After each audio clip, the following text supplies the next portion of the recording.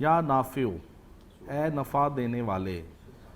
ناظرین، یہ اس کا کچھ وظیفہ اس طرح ہے، اس کو پڑھنے والا اس پہ خاص برکتوں کا نزول ہوتا ہے، جو اسے اول و آخر درود شریف پڑھے اور نماز فجر اور نماز عشاء کے بعد اس کی تسبیح کرے 313 مرتبہ، اور اس کو اس کی فادیت جو ہوگی، اگر وہ کسی سفر پر روانہ ہوتا ہے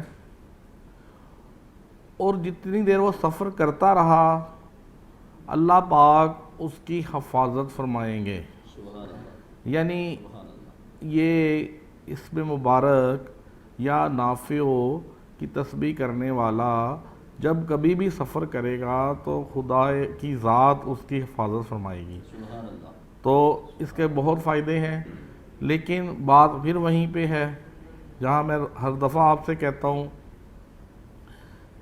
جو بھی بندہ تسبیح کرے یا وظیفہ کرے وہ باوضو ہو کے کرے، سر ڈانپ کے کرے، خشوع و خضوع سے کرے، اور اس بات پہ اپنا عقیدہ رکھے کہ اللہ تعالیٰ ضرور مسبب الاسباب ہے، وہ اس کو ضرور کامیاب و کامران فرمائے گا۔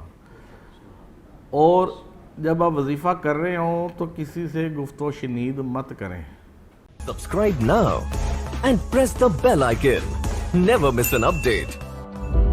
Studio 99 Production House.